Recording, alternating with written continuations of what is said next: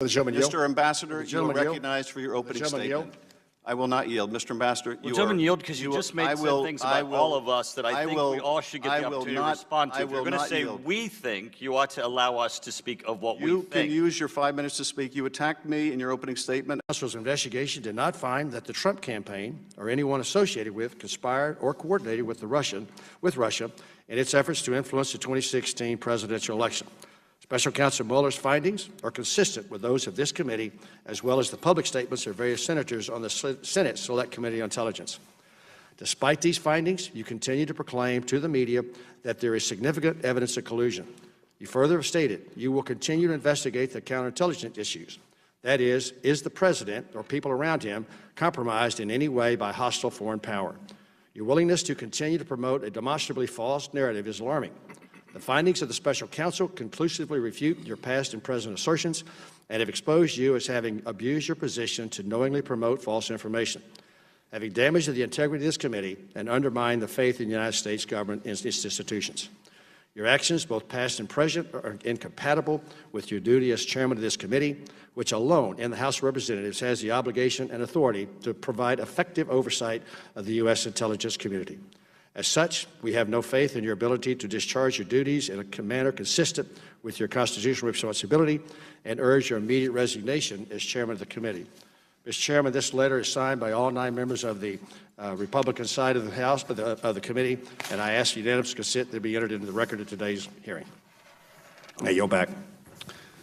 Without objection, I'm going to turn to our witnesses who are the subject of the hearing today, but before I do, and as you have chosen, instead of addressing the hearing to simply attack me, consistent with the President's attacks, I do want to respond in this way. My colleagues may think it's okay that the Russians offered dirt on the Democratic candidate for president as part of what was described as the Russian government's effort to help the Trump campaign. You might think that's okay. My colleagues might think it's okay that when that was offered to the son of the president, who had a pivotal role in the campaign, that the president's son did not call the FBI. He did not adamantly refuse that foreign help. No, instead, that son said that he would love the help of the Russians. You might think it's okay that he took that meeting. You might think it's okay that Paul Manafort, the campaign chair, someone with great experience in running campaigns, also took that meeting. You might think it's okay that the president's son-in-law also took that meeting. You might think it's okay that they concealed it from the public. You might think it's okay that their only disappointment after that meeting was that the dirt they received on Hillary Clinton wasn't better. You might think that's okay. You might think it's okay that when it was discovered a year later that they lied about that meeting and said it was about adoptions. You might think it's okay that the president is reported to have helped dictate that lie. You might think that's okay. I don't.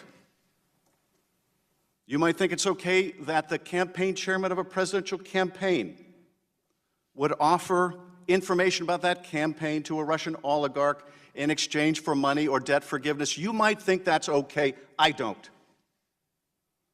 You might think it's okay that that campaign chairman offered polling data, campaign polling data to someone linked to Russian intelligence.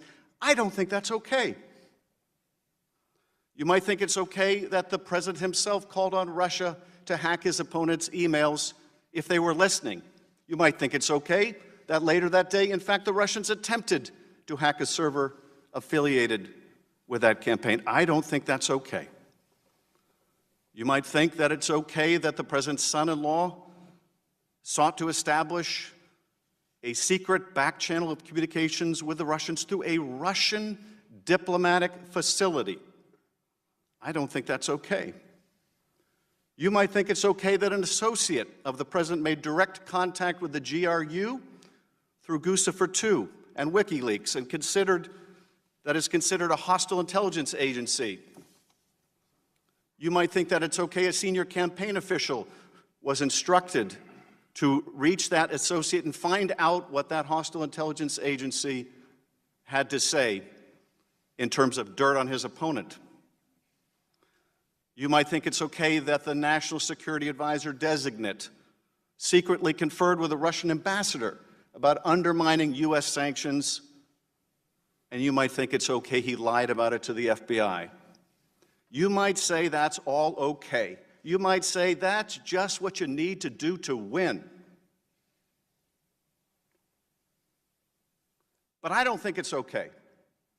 I think it's immoral. I think it's unethical. I think it's unpatriotic. And yes, I think it's corrupt and evidence of collusion. Now, I have always said that the question of whether this amounts to proof of conspiracy was another matter. Whether the special counsel could prove beyond a reasonable doubt the proof of that crime would be up to the special counsel, and I would accept his decision, and I do.